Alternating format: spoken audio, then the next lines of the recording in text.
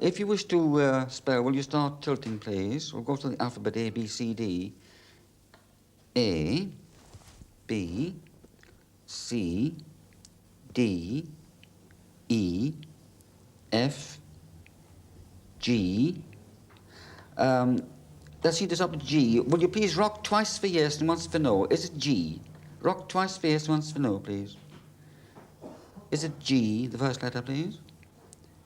Once, twice. Okay, next have the second letter, please. Start spelling. A, B. Who are you talking to, Mr. Herbert? Well, we don't know, do we? Presumably one of our subconscious minds, one of us. Or maybe all of us, I don't know. Anyway, this is not a spiritualistic demonstration, it's just scientific. A, this is strictly B, scientific. C, D, E, F, G, H. Some strange goings-on have been reported from a pub in Wiltshire, and the widely travelled ghost hunter, Mr. Benson Herbert, has come to investigate. We've got a couple of fireplaces here. They're all right. They couldn't produce any odd sounds, I suppose. Was there much wind these nights, these days? The days, no, it was quite a quiet day. The first day we ever heard What time of the year? It must have been late summer. Mm-hmm. And I suppose a mouse on the piano couldn't make any noise. Not footsteps across the wooden floor. Do you get mice in the place much? Not in the building. We found some in the outhouses, but not in the building. Not actually in the building, And it's all carefully locked up, and you've had no sign of intruders. Well, the first time this happened was on a Thursday morning. Liz was at the cash and carry, and I was sitting downstairs doing some work, and I heard these footsteps go across this clubroom floor. I came all the way up. Mm-hmm. The communicating door to the bedroom and clubroom was closed, bolted from the bedroom side. The doors to the outside stairs were also closed. I opened them. I even looked down the stairs in case someone was walking up and down the stairs, but there was nothing at all. So there seem to be two kinds of poltergeists. One is associated with a place-located poltergeist, and the other the person, a person-located poltergeist, which follows the person around as they move. So the next question is, what about before you came here? Did you, in your previous place, did you ever get any odd... In our previous place, in our own home, my wife maybe will tell you something about this. Yes, could you? We had a bedroom. Well, we've still got the house, actually. Well, actually, you know more about it than I do, because somebody died, one of your relations died in that room, but I didn't know this. I didn't know it at all. And I never liked that bedroom. I couldn't stand it, and my young daughter didn't like it either. She didn't like being alone in the house, and she was 12 years old. I mean, she was no baby. The theory, Mr. Herbert, that ghosts go with people rather than... It's a person-located poltergeist. Due to her own unconscious powers of affecting matter around her, making noise or movements. You had a movement, didn't you? Something moved off a bath or something. Yes. This was a funny incident. We were, I was putting up some mirror tiles in the bathroom, 6 of them, and one continued to fall down, kept falling down, kept falling down, kept falling down, and never smashing, just falling down. One day we were standing there, it had fallen down. I said, Liz, there must be something causing this. And she said, it's our poltergeist. So I said, well, if there's someone here, show yourself.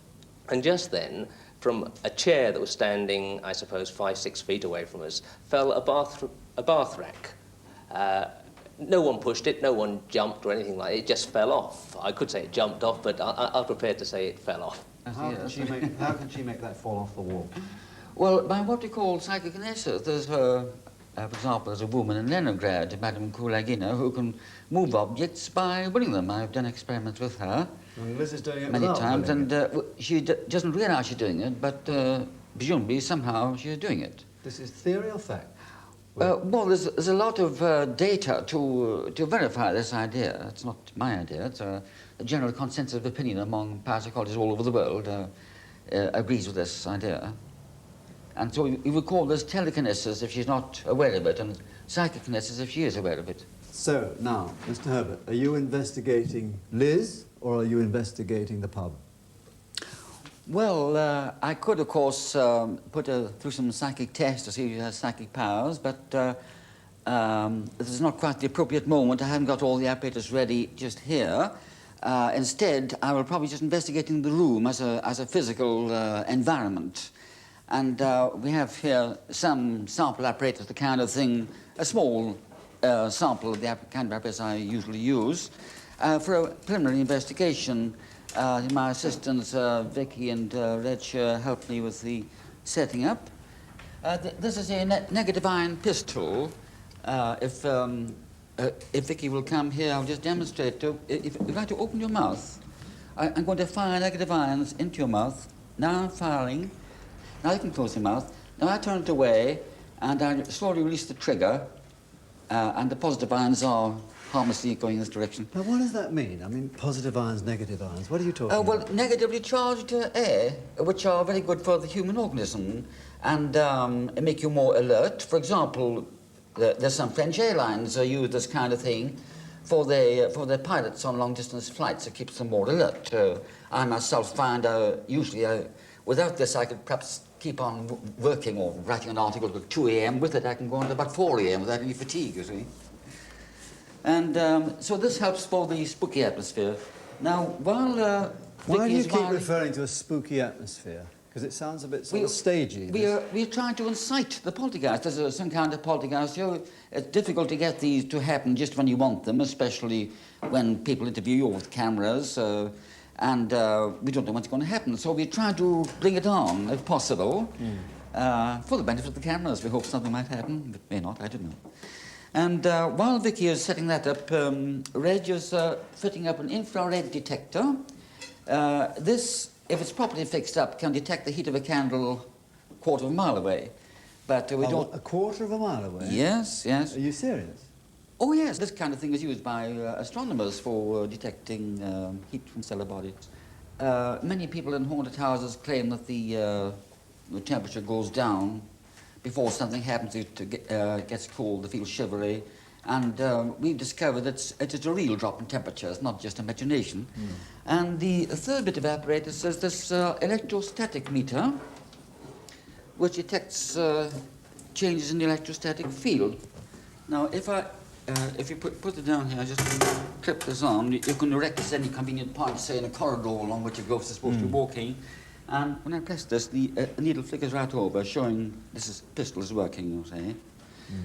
I'll now centralize the needle, and when I press it'll go to the right, and then when I leave go, it'll go the other way, as you see, and slowly come back to normal.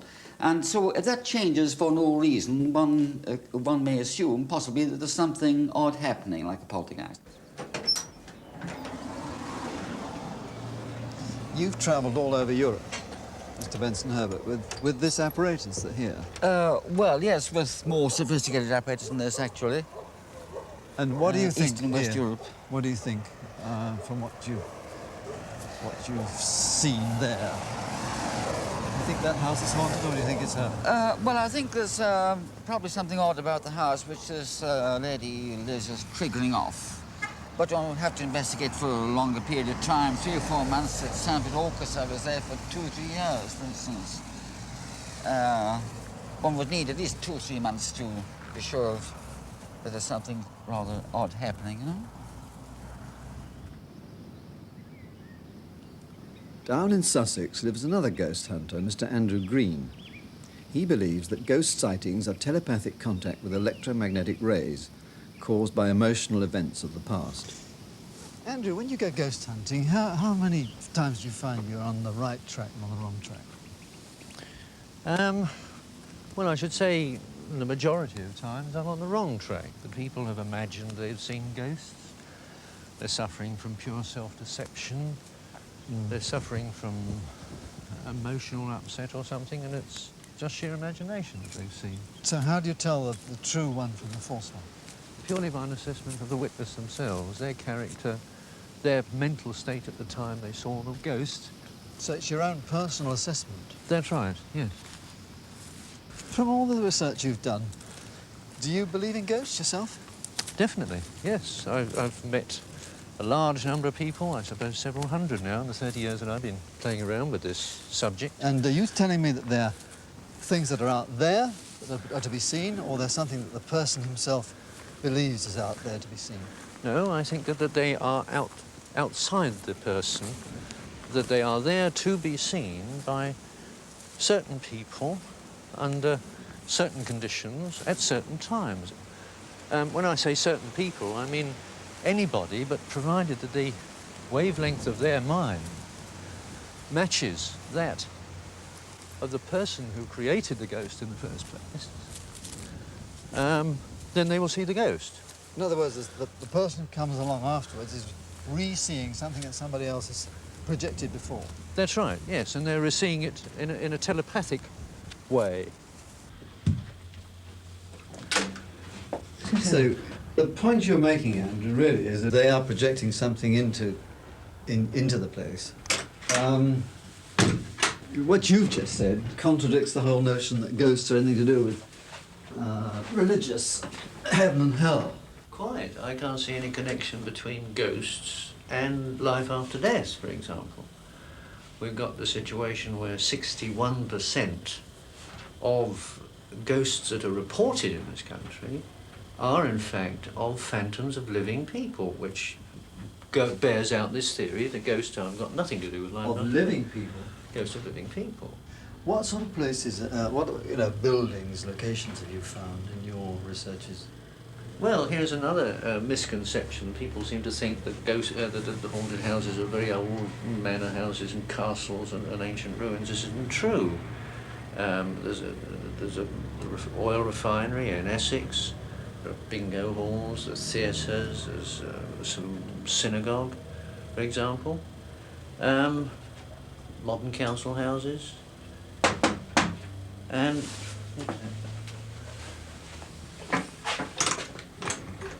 hello, how are you? Are you Mr. Green the ghost hunter? Yes, I am. You better come in and sit down. See what you can... Squat out. What do you want to know, Phyllis? We want to know if Stephen's house was haunted. Yes. I wouldn't know. St. Hang on. Catherine's cottage. St. Catherine's. I think it used to be haunted at one time by an old woman. There are a lot of villages in the country haunted. A lot of places in this particular village that are haunted. You know the youth club? Is it haunted? That's haunted. This one's haunted as well. This house? Hmm. Do you know was what that guy? haunted by? I don't know. I wish I did. There's a water diviner. You know a water diviner goes around with a hazel twig to find water. No. What, he points it to the ground? That's right. And if it Yes. waves, Yes. there's water underneath. Yes. Well, he came here about 3 or 4 months ago, and he wanted to find water, and I said, did he find bones? So he said, yes, he found bones. So I said, all right, well, go around the cottage, see if you can find any bones. And he said, well, I've got to have a bone to work on, you see. If I'm thinking of water, I'm looking for water. But I'm thinking of bones, and I've got to have a bone with me. So I happened to have dug up a cat's jawbone in the front garden. I gave this to him. And he went all over the cottage, and I saw this hazel twig vibrate at the very spot there. And he said, you've got a 6-foot body along there, underneath the floor. And since when, I've had about 27 people come here, and walking from this room into the other one, and faint on that spot. So it could be what?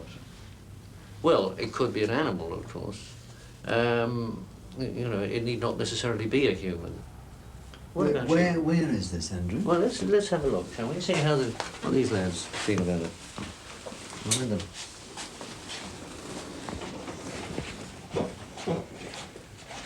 Can you feel anything there? Because that's where it is. And when I was knocking this baking oven down, you see there were 2 baking ovens, one there and one there. When I knocked this one down, I found that carving knife. And 2 or 3 people have told me that that was a murder weapon that killed somebody there. And the body lies along there. The head's up there, and the feet are here. How do you know that? Well, this is what this chappie with the hazel twig told me.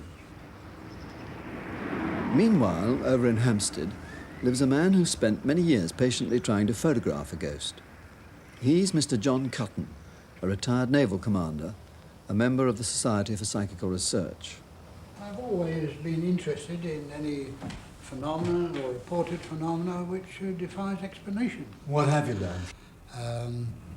It's rather a leading question, what I've learned. I mean... well, I meant it to be. What is the situation about ghosts? Do you believe in ghosts?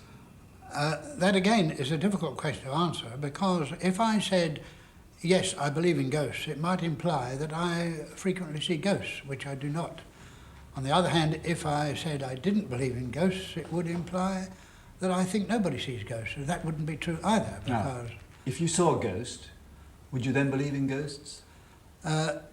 Yes, I would, but I would not necessarily assume that it was an external entity.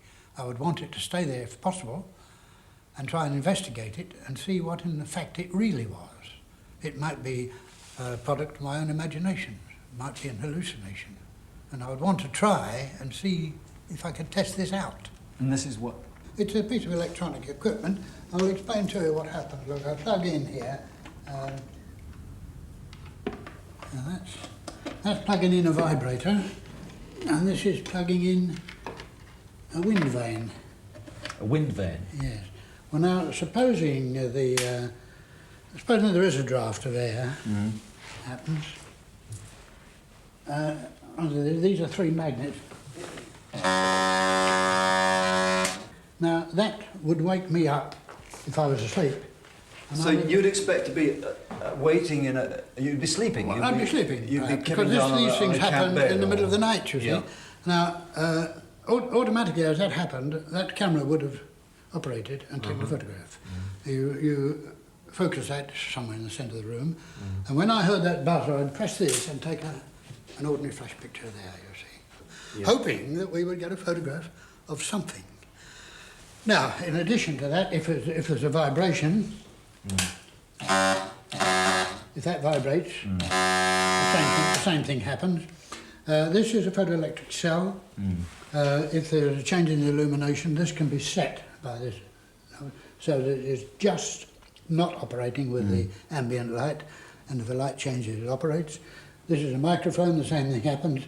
That can be set so that it'll operate with any particular noise. And here is a wire which I trained all around the room, so that if anything was to touch it physically, anything touching that wire. And this one is a temperature control. If the temperature changed within 3 degrees, that's a thermostatic control, a sensitive one. So it would automatically take a photograph. Hopefully that it would take a photograph of a ghost, but in my view, more likely to take a photograph of a cat knocking something over in the middle of the night and creating a noise. Because whether or not ghosts are external entities, experience has shown that whatever they may be, they don't usually manifest when you set up instruments to detect them. Now, you say they don't usually. Have they ever? To my knowledge, no. No, to my knowledge, no. I ought to say I have never myself seen a ghost. So what conclusion do you draw from it all? Well, my own conclusion, I wouldn't want to be too dogmatic about it, is that these people that do see these manifestations, that it's likely to be a projection from their own mind. This is a realm for psychiatrists and psychologists rather than photographic. Oh, yes, this is my view, yes. You see, it's the individual. Personally, the only thing that I would hope for from an instrument of this kind is that it would detect something. In Bath lives Mrs. Royal and her husband. Mrs. Royal is an expert on the city's haunted places. She loves ghosts and prefers to be called a ghost collector. Ken, come and tell them about the thing you saw the other night. What? Oh, it's only a bloke standing up. You saw a man standing in your own house? In my bedroom, yeah, above the bed. Sometimes I see a man, sometimes I see a woman, girl. What are they dressed like? And the bloke was dressed in black, very smart. Now, if I came to a house, if I saw a man in my bedroom, I would get up and challenge him and say, "What the hell are you doing here?" Well, you're sort of half asleep. You don't, think, well, he's there and he doesn't move and he doesn't menace you at all. So you think, well, why worry? So what do you think it is? No idea. I used to think it was shadows and things, you know, but it's not, because you only get it sometimes, and I'm always exactly the same, curtains drawn exactly the same. Sometimes it's there, sometimes it's not. For how long do you see him? Until I stop looking at him and go to sleep. You mean you just lie there with a chap standing in the room and you go to sleep? Yes. I tell you, it doesn't worry him at all. Well, it's a bit much, isn't it, to have that in your house at night, I would have thought. Well, it certainly doesn't seem to bother him, but I can't say that I would really like it. I'm glad it sort of haunts him, not me. You know. Did you say you'd seen somebody else as well? In this house, no, not really. Only this. Sometimes this bloke. Sometimes a woman up there, girl. A girl? Girls, yes. A woman or a girl? Girl, really. What does she look She like? just stands there, sort of turns her head a bit. Well, she's very nice. How old? 25. Does she talk? No. I say, if they talk, I'd be happier. Why? I'd have a talk with them if I'd find out something. Have you tried to talk to them? No. Well, I mean, if you don't try, No. But I used to see them. I've seen one when I was on the buses. I occasionally saw them. You know, I'd see somebody waiting in a bus stop for me, and I'd pull up. You were a bus driver, were you? Yes, I'd pull up. You see, nobody there. Well, everybody think, what are you stopping for? You know, you see a bit of a fool. That happened about 3 or 4 times in 28 years. Does it strike you as strange that you see ghosts? Well, I don't know. I suppose it is really. I don't know what I see. I mean, I don't know whether they're there or it's my imagination. Well, what do you think? I think I got an open mind. Well, I mean, you can't have an open mind if you see a man standing in your bedroom. Well, you can, he won't speak to you. But I'm quite sure if I got out of bed, he'd just disappear. Now, Mrs. Roy, your husband sees a man standing in the room and he has an open mind about ghosts. Now, this is crazy to me, but what do you think? Well, I don't know. I mean, he thinks it's all just one of those things. You can't say it's just one of those things to have a black figure standing in the bedroom. Well, I believe in ghosts. I don't know what they are, but I believe in them. So, I mean, if he's got an open mind about it and he's not worried by a chap standing in the bedroom, well, it's all right. So off we went with Mrs. Royal and a party of enthusiasts on a conducted ghost tour. Mrs. Royal, incidentally, is inclined to believe, like Mr. Green, that ghosts are electromagnetic projections on some sort of time screen that most people can't see. Bunty has been here, I don't know how many years, but we've sensed her ever since we've been here, 11 years. I can imagine she must have been a servant in the days when this was a coaching inn. She is no bigger than 5 foot. She's a dear little lady. She's got a feather duster cap like the old-fashioned servants used to wear. Short grey curly hair. She wears a long grey frock right to her ankles. A white pinny with a bib and tied round the waist like the servants used to wear, and little tiny black patent shoes. And that's all I can tell you about Bunty. She's perfectly harmless. She's mischievous. She lifts lids off dustbins. She lifts lids off laundry bins. She takes the lids off saucepans to peep what's in there. But apart from that, she does no harm at all. Do you mean that you've seen the lids coming off the saucepan? Yes, oh yes. And the dustbin? Ah, yeah. And the laundry bin, and it can't come off with the wind or anything because it's a screw top. It clips in. Oh yes, she peeps in to see what's happening. Who was the first person to see her? I was. Did you tell the other people about Yeah, her? and my husband laughed at me for years. Can you get him? Bernard. Excuse me? Bernard, you've definitely seen Bunty, haven't you? Oh yes, I have. On the night of the thunderstorm. Yeah. On what? On the night of the thunderstorm. What did you see? Well, as I came down, I thought the dog was whining and that, you see. I came down to look for the dog, and as I came down over the stairs, she was in the corner of the stairs. And there's a bend on the stairs. And as I came down, I could see her as plain as day. And I came down over the steps, she vanished. And as she went round, turned the corner of the stairs, I actually seen it. This is Bennett Street. Now, this is famous for a ghost that's been seen over a number of years. He's usually described as looking like a little like Sandeman's Port. with a big hat and a black cloak. you mean? Yes. The descriptions vary a little, but this is not very much, not basically. He usually, I understand, appears between the hours of about 5 and 10 p.m., so he goes to bed early, or something of that sort. Now, this is Savile Row, and he has been seen by several people along there, including Miss Montefiore here. I was coming down here one evening at about 9:15 to go straight through to get a bus up to see my mother. Yes. And as I got to about this spot, around here, I saw a little man in a long dark cloak with a large black hat. And he was looking down. As he came up, we met at about this point. I got an impression of extreme melancholy as he passed me. My first impression was that he was in fancy dress and probably had come from the Theatre Royal. When he got to me here, I turned round in order to have another look, and there was nowhere to be seen. So I went back, and I looked in every single doorway, and I couldn't see a trace of this figure.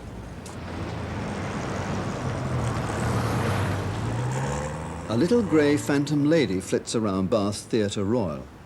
A property clock without any works is said to have chimed here during a production. And Mr. Frank Maddox, the manager, has an even stranger story to tell. In August 1948, unfortunately, my father was struck down and he died suddenly, and I had to take over here.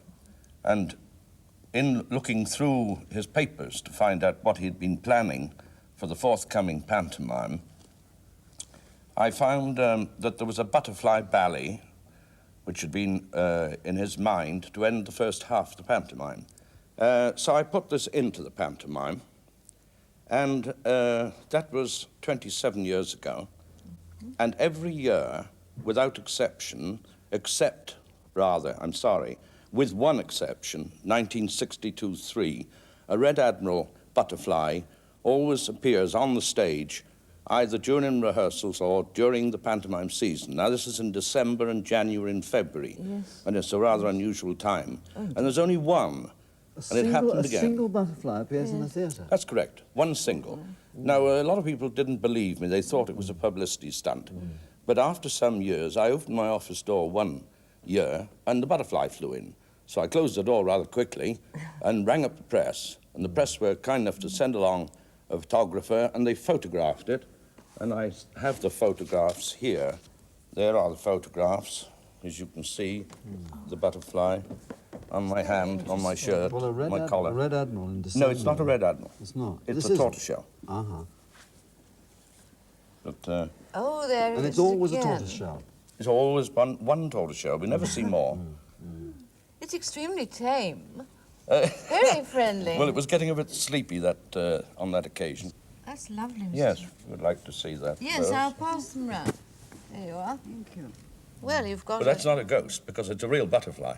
But it might be a spirit of someone. And probably my father, I should think.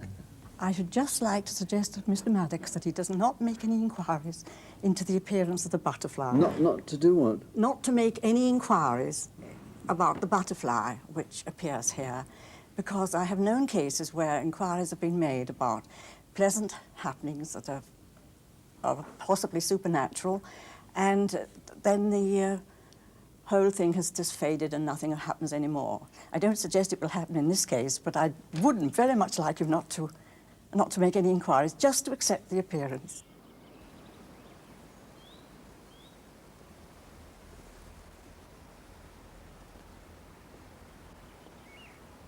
Now, we're up in Yorkshire, which is famous for its ghosts and its hauntings. And you, Mr. Griffiths, are the rector of Bolton Abbey. The rector of Bolton Yes, Abbey, yes. which is itself haunted. I don't like that word haunting because it conjures up the thoughts of something evil and something that's not right. I would prefer to say that we are visited by the spirit here. And it's the spirit of an Augustinian priest.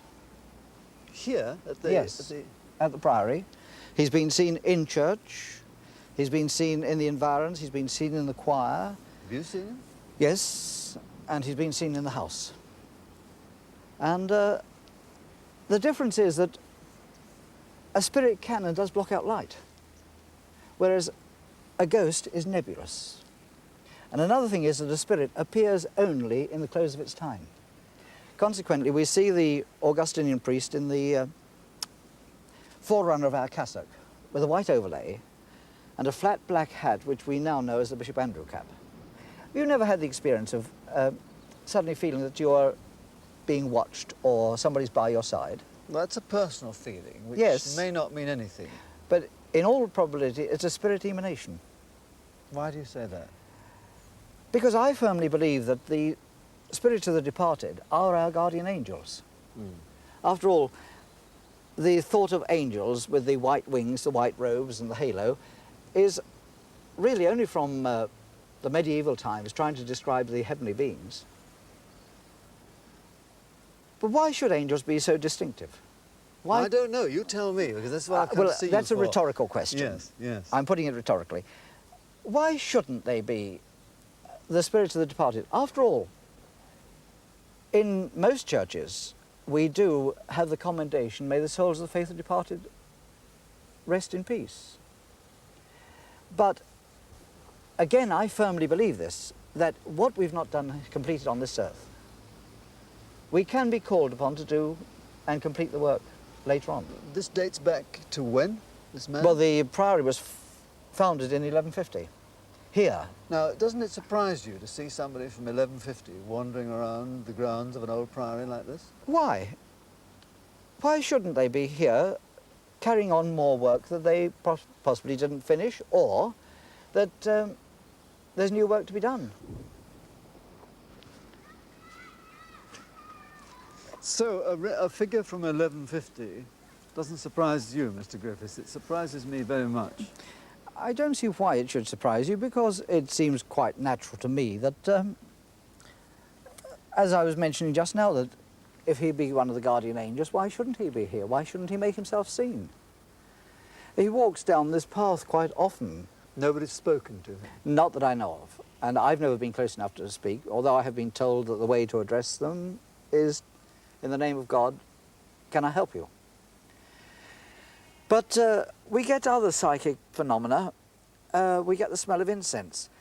I had quite a shock a few Sundays ago. I just finished consecrating at the communion service.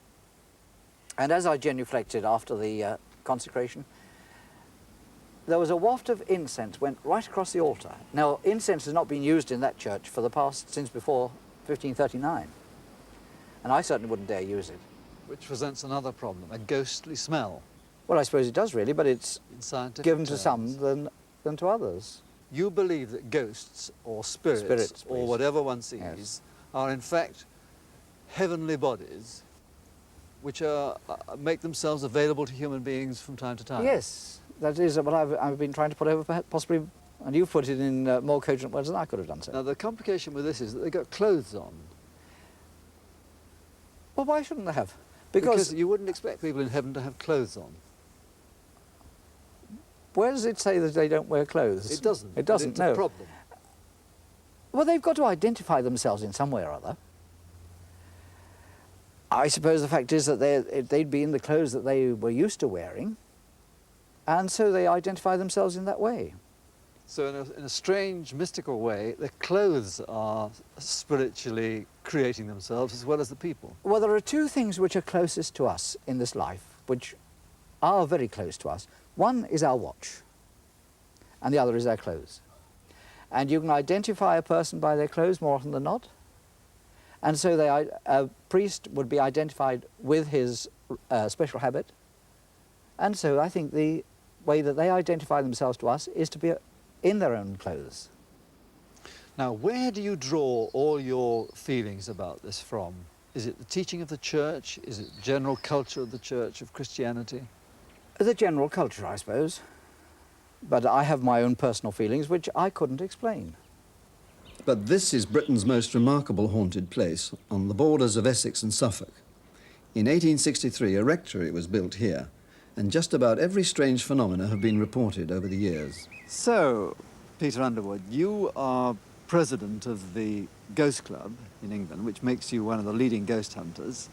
And here we are at Borley Rectory, one of the most haunted houses in the country. Is that right? Well, yes, but we're not actually at Borley Rectory, because Borley Rectory stood over there and is no longer there. But I'm quite convinced, beyond any shadow of doubt, that the house that stood just across the road was and fully lived up to its name as the most haunted house in England. Why are you convinced? The accumulation of evidence over the years is absolutely shattering. It all began with a legend, and of course the most familiar aspect of the haunting is a ghost nun, which has been seen for something like, well, nearly 100 years. One of the rectors even bricked up one of the windows because he said the phantom nun looked in at him having his breakfast. But over the years, phantom figures have been seen, footsteps have been heard, solid, heavy footsteps on floorboards. Messages have been scribbled on the walls and on pieces of paper, apparently from a French nun asking for light, mass and prayers. Bones have been found, 2 skulls have been found. One was buried in the churchyard, the other... Were they identified as women or female or...? One of them was identified as a young female, and it's rather interesting because a dental surgeon discovered that there was a deep-seated abscess in the jawbone, and nearly all the people who have reported seeing the nun have said that she appeared sad-faced, unhappy. And of course, with the deep-seated abscess, she would indeed. So really, we're talking about the ghosts of a nun with toothache. That's what it sounds like, yes, yes. But putting all that on one side, the fact remains we've got the incumbencies of 4 rectors from 1863 rather, until 1935. 4 rectors, their families, wives, many friends and relatives, all of whom assert that they heard, saw and felt things which they can't explain. And I think the cumulative evidence is absolutely overwhelming that this was indeed the most haunted house in England. It was in 1937 that when the Smiths were here, Smith had recently come to England from India, and he just walked into this and he wondered what was happening. He saw a figure, he saw a phantom coach, his lights suddenly blared up, bells rang. He didn't know what to do, and he wrote to the national paper, and they sent down Harry Price, who was the leading psychic investigator at that time. And of course he was fascinated once he heard the story and started making inquiries. The ecclesiastical authorities decided that the house was no longer suitable for a rector to live in, and Price decided to rent it. And he rented the place for a year, arranged independent investigators who again reported identical phenomena: footsteps, lights, noises, bell ringing and so on. And then the place was sold privately to a cracked Grigson, and while he owned it, a somewhat mysterious fire took place and the place was gutted. But the interesting thing is that once the rectory was destroyed and there was no building on the site, then the entities apparently transferred their activities to the church, where visiting rectors have seen figures, have heard noises. Many visitors have reported footsteps following them up the church path inside the church itself. At Epping, working on the M11 motorway extension, is one of Borley's most remarkable witnesses. Mr. Croom Hollingsworth and a team of investigators taped recordings in the church and spent many nights observing the rectory grounds.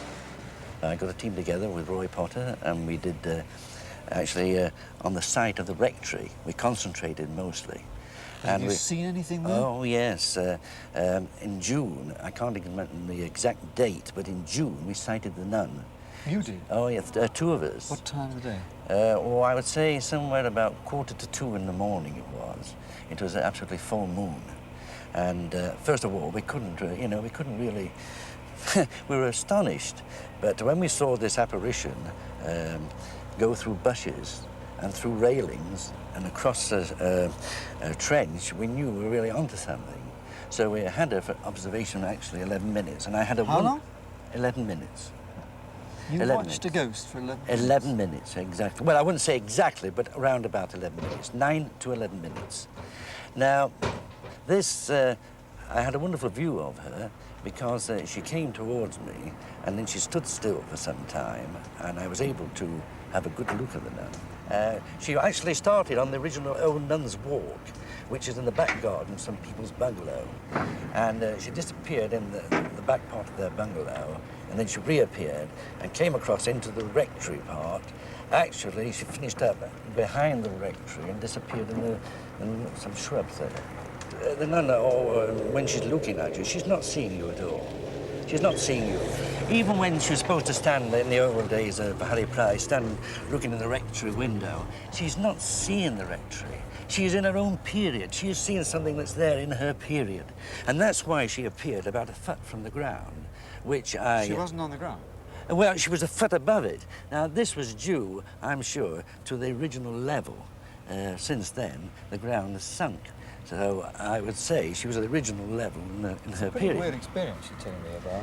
Oh, A woman gliding along a foot above the ground for 10 minutes. Well, it may seem absurd to you, but I'm going by what I saw.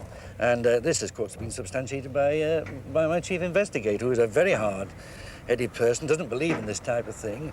In fact, her reaction was to throw a brick. Throw a brick? Yes, at her. Yes, and went right through, actually. That's a kind thing to do. Well, no, I think it was a good thing to do because it actually proved that it was nothing fake. Actually, I got in contact with a chap called David Ellis, who was at Cambridge University studying a scholarship in psychic research. And Ellis was that, you know, he was so surprised what we were getting at Borley and so thrilled. He said, well, now, Luke, have you tried the church? Why not try and do some tape work in that church? And then we concentrated in the church, and we got another person, Denny Densham, because he was very interested in Borley, and he wanted to see for himself if there was anything at Borley. And he came, and he got some amazing results. So we'll go in and listen to those recordings. And a warning, do not adjust your television picture. Now, my tape recorder is down by the tomb. What family is this? This is the tomb of the Warburgrave family, who were associated with the area for many years. And there's a possibility that one of this family is the origin of the figure who's been described as a ghost nun. How can a Warburgrave be a nun? Well, the figure has been described as having a veiled headdress, and it's not certain that she's a nun. Also, this tomb has been the scene of a number of inexplicable incidents. People have heard the sound of earth falling, of raps and taps, and even there are some reports of some of the pillars moving. I'm not too happy about that. Well, maybe this is what we have on this tape. And I'll play it to you now, and we'll see if Mr. Coombe Hollingworth got anything like you were talking about. Our investigation was to be carried out in the church, and we came armed with tape recorders. We left the two recorders running on their own inside the building. Before locking the machines in, we searched the building. This session proved to be the most exciting one, but we firmly believe we recorded the sound of a ghost stepping forward and opening something which sounds like a door.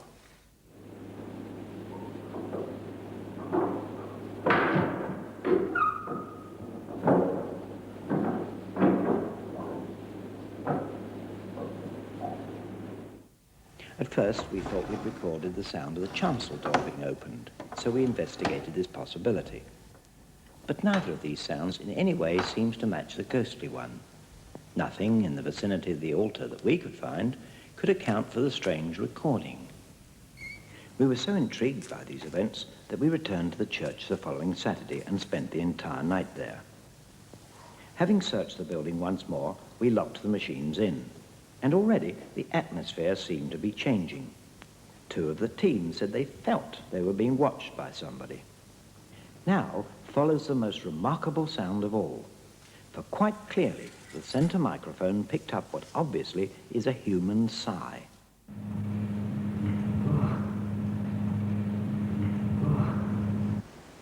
After this, we decided to break the sequence of visits and to try again during summer conditions. We started recording about 1 a.m., and the first tapes revealed the natural ambience of the building and nothing else. But as we entered the church at about 1:45, we all felt a change in atmosphere. I had a definite tingle pulsing through my body, and a feeling as though a presence were pressing against my back. And yet, there was nothing horrific about it. We felt certain, however, that this run would produce results, and we were right. It's the most surprising sound we've heard to date, and we were able to locate it as originating just in front of the altar rail.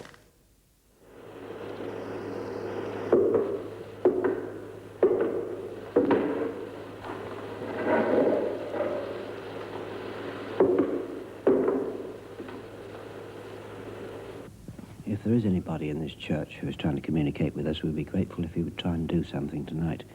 Perhaps you could give us some indication of how we can help you. At about 3:20 in the morning, we picked up the sound of faint rapping.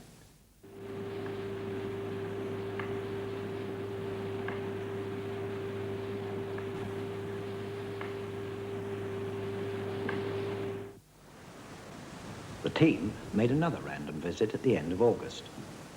A watch was kept throughout the night on the chancel door, and this proved worthwhile, for in the small hours a glow was observed around the door, as though a phosphorescent aura were emanating. On this occasion, the church produced yet another sound. This ended with a rather more frightening sigh.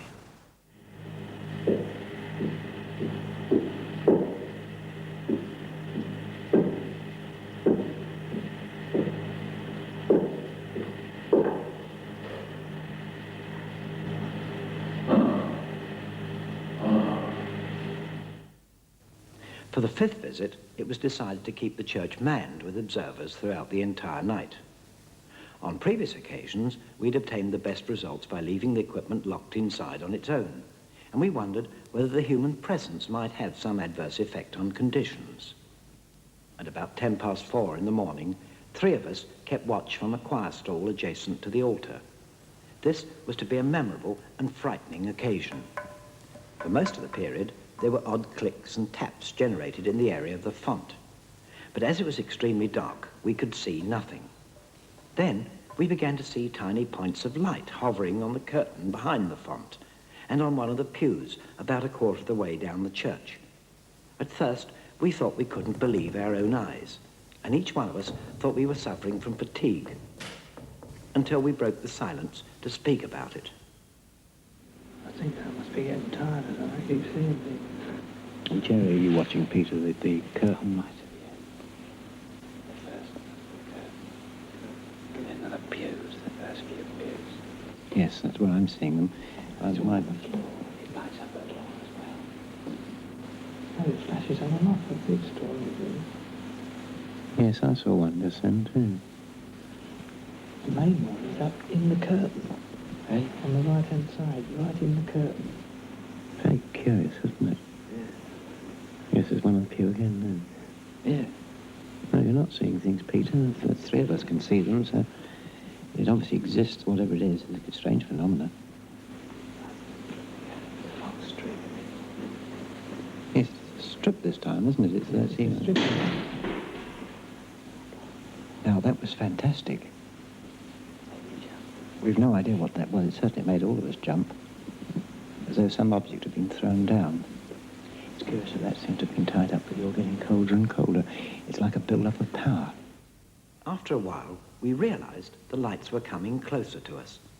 But although we stuck our ground, there were no further audible disturbances in the church, and the lights eventually vanished. As to what they mean, it's anybody's guess. But whatever they are physical. The microphones proved that. Would you say that, as an expert, that these are things that are happening outside that people are observing, or that they're things that they are projecting from their own minds and think they're seeing? Well, there I really go back to this atmospheric photograph theory. See, if we don't know really, but it may be that all our thoughts, all our actions may be recorded on some sort of eternal tape. And under certain conditions, maybe climatic conditions, maybe in the presence of certain people, occasionally they reappear. We just don't know. I don't honestly think that the figures that are seen represent an afterlife. I think it's much more likely that it's some kind of echo of the previous life.